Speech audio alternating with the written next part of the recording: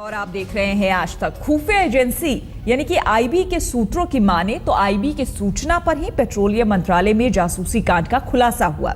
IB सूत्रों का कहना है कि इस केस पर आईबी पिछले 6 महीने से काम कर रही थी और प्रधानमंत्री कार्यालय आईबी के सीधे संपर्क में था। आईबी सूत्रों की माने तो इस मामले में गृह मंत्रालय को भी लूप में लिया गया था। बताया जा रहा है कि आईबी की सूचना के बाद ही वहां सीसीटीवी कैमरे लगाए गए थे। सूत्रों की माने तो इस मामले में पेट्रोलियम मंत्रालय में संयुक्त सचिव के पद पर तैनात 2 अधिकारी भी घेरे में हैं। तो इस वक्त की बड़ी खबर आपको बता दें, आईबी की सूचना पर ही ये सब कुछ हुआ था। जो नजर रखी जा रही थी, 6 महीने से नजर रखी जा रही थी, जो सीसीटीवी इंस्टॉल कराए गए पेट्रोलियम मंत्रालय में, वो आईबी के ही कहने पर करवाया गया था और प्रधानमंत्री कार्यालय सीधे संपर्क में था, इससे आईबी के संपर्क में था। यहां तक कि गृह मंत्रालय को भी लूप में लिया गया था, यानी कि गृह मंत्रालय को भी पूरी सूचना थी। वहां पर जो कुछ भी हो रहा था उसकी पूरी सूचना गृह मंत्रालय को भी थी और 6 महीने से इस पर काम किया जा रहा था। आईबी के सीधे संपर्क में पीएमओ और लूप में लेकर गृह मंत्रालय को आईबी काम कर रहा था।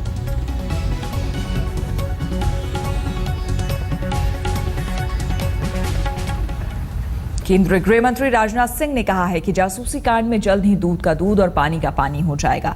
राजनाथ सिंह का कहना है कि दिल्ली पुलिस पूरे मामले की जांच कर रही है और इस मामले में किसी भी दोषी को बख्शा नहीं जाएगा। केंद्रीय गृह मंत्री का कहना है कि पेट्रोलियम मंत्रालय में जासूसी का खेल लंबे समय से चल रहा था और अगर सरकार सजग नहीं होती तो इस कांड का खुलासा नहीं हो पाता।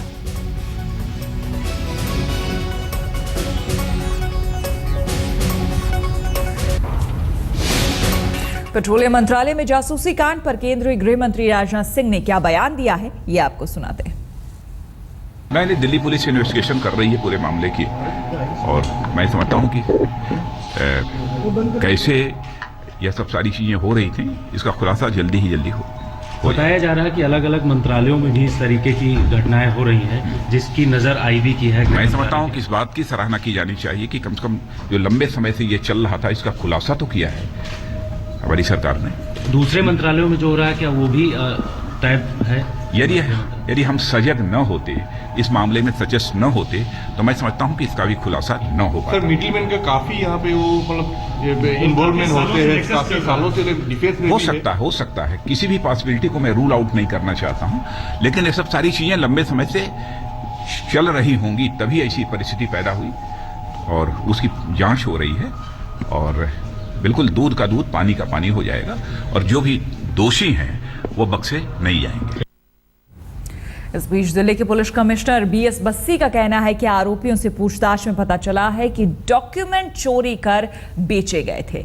दिल्ली के पुलिस कमिश्नर के मुताबिक चार्जशीट दाखिल होने तक पूरे मामले की जांच जारी रहेगी।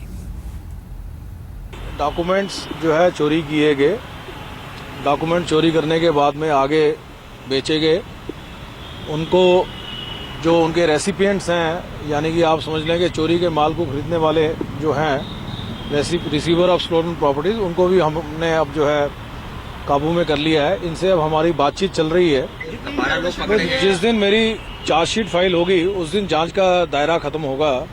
जब तक चार्जशीट फाइल नहीं होती तब तक आप ये समझिए कि जांच का दायरा खुला है। आज जासूसी कांड में गिरफ्तार 5 आरोपियों की कोर्ट में पेशी होगी। आपको बता दें कि आज मामले में गिरफ्तार आरोपियों से चाणक्यपुरी में क्राइम ब्रांच के दफ्तर में पूछताछ की गई। पुलिस को इस केस में कुछ डायरियां भी हाथ लगी है। क्राइम ब्रांच दफ्तर पहुंचे हमारे संवाददाता चिराग गोटी ने पूरे मामले का जायजा लिया। पेट्रोलियम मंत्रालय में अहम दस्तावेज लीक मामले में रोजाना नए नए खुलासे हो रहे हैं। पुलिस ने इस सिलसिले में 5 अधिकारियों को गिरफ्तार किया। दरअसल ये 5 अधिकारी 5 मल्टीनेशनल कंपनी से अधिकारी हैं। यानी शुरुआत में पुलिस ने इस मामले में चपड़ासी को गिरफ्तार किया था और अब इस पूरे मामले की जो गिरफ्तारियां हैं वो अधिकारियों तक पहुंच रही हैं। इस तरह इस मामले में अभी तक 12 लोगों की गिरफ्तारी हो गई। इस वक्त inter state cell crime branch के ऑफिस के बाहर मौजूद हैं। 5 से यही वक्त पूछताछ हो रही है। दरअसल पुलिस ने सबसे पहले इस मामले में जिन 3 लोगों को गिरफ्तार किया था, राकेश, ललिता और इसके अलावा चौबे को, उसके बाद पुलिस को लीड्स मिली थी। इसके बाद 2 और लोग गिरफ्तार हुए थे, ईश्वर और इस मामले में एक और गिरफ्तार हुआ था। इसके बाद 2 लोगों की पुलिस ने और तलाश की थी, जिसमें एक शांतनु जो पूर्व पत्रकार थे और उसके बाद प्रयास जैन, ये दोनों कंसल्टेंसी सर्विसेज चलाते हैं। जब पुलिस ने इनसे पूछताछ की, कई मोबाइल रिकॉर्ड्स जो है खंगाले, तो उससे साफ हुआ कि इन दोनों, ये जो सारे डॉक्यूमेंट्स थे, ये दोनों लोग प्रयास और शांतनु 5 अधिकारियों को बेचते थे और अब 5 अधिकारियों पर पुलिस पहुंच गई। इन 5 को भी गिरफ्तार कर लिया। पुलिस कह रहा है कि कुछ और अधिकारी इसमें शामिल हो सकते हैं। इसके अलावा मंत्रालय के कुछ और लोग शामिल हो सकते हैं, कुछ कंसल्टेंसी सर्विसेज के अधिकारी भी शामिल हो सकते हैं। लगातार इनसे पूछताछ की जा रही है। इनको अदालत में आज पेश किया जाएगा दोपहर में। पुलिस का ये कहना है कि इनके अदालत में पेश करते वक्त पुलिस कस्टडी की मांग की जाएगी अदालत से, ताकि इस मामले में जो कड़ियां हैं वो और जुड़ सके। फिलहाल पुलिस का ये कहना है कि अभी तो 12 लोग गिरफ्तार हुए, लेकिन आने वाले समय में इस मामले में कुछ और लोग गिरफ्तार हो सकते हैं। अभी तक इस पूरे मामले में जो जांच चल रही थी पेट्रोलियम मंत्रालय तक चल रही थी, यानी कि जो उसके अहम दस्तावेज लीक हुए थे, लेकिन अब इस मामले की जांच कुछ और मंत्रालय तक भी पहुंच गई है। इस तरह के सबूत पुलिस के सामने आए हैं। पुलिस का कहना है कि कुछ डॉक्यूमेंट्स और उनको मिले हैं और वो वेरीफाई कर रहे हैं। कैमरामैन सतविंदर के साथ चिराग गोटी, दिल्ली, आज तक। तो कई कड़ियां हैं जो कि अब भी जोड़नी बाकी है। जांच जारी है और लगातार कोशिश की जा रही है, क्योंकि 3 अहम डायरियां मिली हैं जिसमें कि कई अधिकारियों और कई बड़े बड़े लोगों के नाम और नंबर्स उसमें हैं। अब पता लगाने की दिल्ली पुलिस कोशिश कर रही है कि आखिर ये कनेक्शन किस तरह का कनेक्शन है। जासूसी कांड में गिरफ्तार 5 आरोपियों की कोर्ट में पेशी होगी। आपको बता दें कि आज मामले में गिरफ्तार आरोपियों से चाणक्यपुरी में क्राइम ब्रांच में दफ्तर में पूछताछ भी की गई। पुलिस को इस केस में कुछ डायरियां भी हाथ लगी है। क्राइम ब्रांच दफ्तर पहुंचे हमारे संवाददाता चिराग गोटी ने पूरे मामले का जायजा लिया।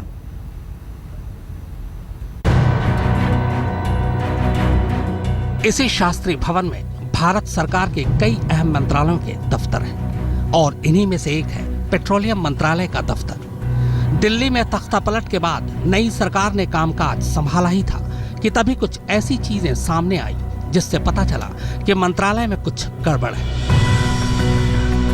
कुछ लोग हैं जो मंत्रालय के अहम और गोपनीय दस्तावेज की न सिर्फ चोरी कर रहे हैं, बल्कि उन्हें बाहर लीक भी कर रहे हैं। ये देखिए, ये काफी समय से चलता आ रहा था। ये समस्या शायद कोई ये 17 तारीख की समस्या नहीं थी।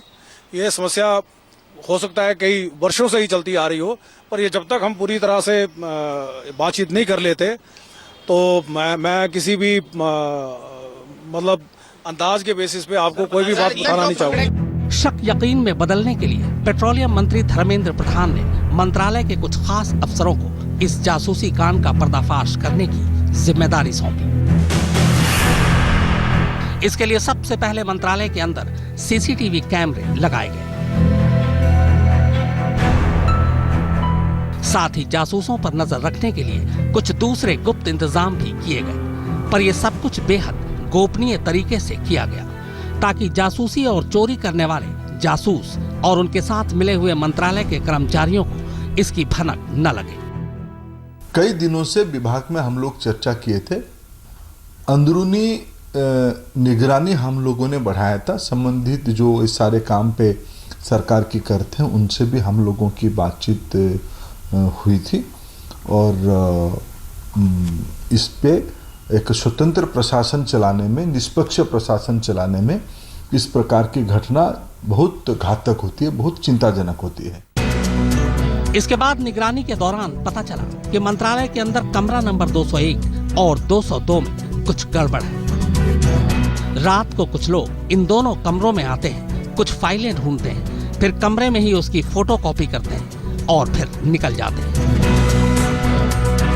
कमरा नंबर 201 और 202 सचिव स्तर के अफसरों के कमरे हैं और इनमें ज्यादातर मंत्रालय की अहम पॉलिसी से जुड़ी फाइलें रखी होती हैं। सबूत हाथ लगते ही मंत्रालय ने फरवरी में पहली बार दिल्ली पुलिस को इसकी सूचना दी। अब दिल्ली पुलिस ने शास्त्री भवन के अंदर और बाहर जाल फैलाना शुरू किया। उन तमाम लोगों की निगरानी भी शुरू कर दी जो शक के घेरे में थे। 17 फरवरी की रात को भी पुलिस ने अपना जाल बिछा रखा था। तभी 3 लोग शास्त्री भवन से बाहर आते हैं। उनके पास कुछ गोपनीय फाइलें थी। बाहर आने के बाद तीनों भारत सरकार का स्टिकर लगे इंडिगो कार में जैसे ही बैठने लगते हैं, पुलिस उन्हें गिरफ्तार कर लेती है। एक ट्रैप लगाया गया था शास्त्री भवन में, तो ट्रैप लगाने के बाद में वहाँ पर 3 व्यक्तियों को गिरफ्तार किया गया था। उनसे कुछ सरकारी कागज़ जो उनके पास में नहीं होने चाहिए थे वो मिले थे। 3 लोगों की गिरफ्तारी और फिर पूछताछ के बाद पुलिस 4 और लोगों को भी गिरफ्तार करती है। इसके बाद कहानी खुलती है। पता चलता है कि जासूसों का ये गैंग शाम को दफ्तर बंद होने के बाद रात के अंधेरे में यहाँ आता था। इसके बाद सबसे पहले ये लोग मंत्रालय के उन सीसीटीवी कैमरों को बंद कर देते थे जिनकी जद में इन्हें आना होता था।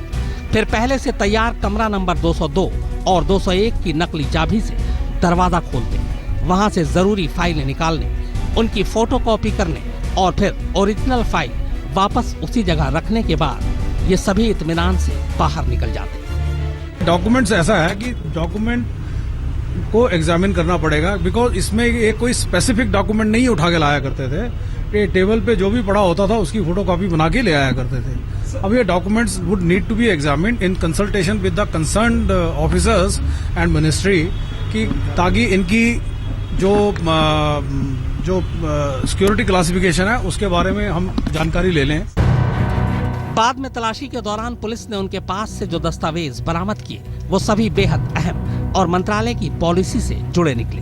अब पुलिस को ये पता लगाना था कि जासूसी और चोरी करने वाले ये लोग कौन हैं, और सबसे बड़ा सवाल ये कि इनका मास्टरमाइंड कौन है, यानी कौन है जो मंत्रालय की जासूसी करा रहा है और क्यों। पेट्रोलियम मंत्रालय से गोपनीय दस्तावेजों की चोरी का यह मामला बेहद संगीन है, लेकिन दिल्ली पुलिस ने इस बेहद संजीदा मामले में जिन लोगों को अभी तक गिरफ्तार किया है वो इस खेल के मोहरे भर हैं। पुलिस के लिए असली चुनौती तो उन प्राइवेट कंपनियों के आला अधिकारियों तक पहुंचने की है जिनके इशारे पर ये सारा नेटवर्क काम करता था। कैमरामैन हेमंत, चिराग गोठी और रामकिंकर सिंह के साथ शिवेंद्र श्रीवास्तव, दिल्ली आज तक। पकड़े गए लोगों के पास से जो दस्तावेज बरामद हुए हैं, पुलिस अब इन सारे दस्तावेजों को खंगाल रही है और साथ ही ये पता लगाने की कोशिश कर रही है कि कौन कौन सी बड़ी मछलियां इस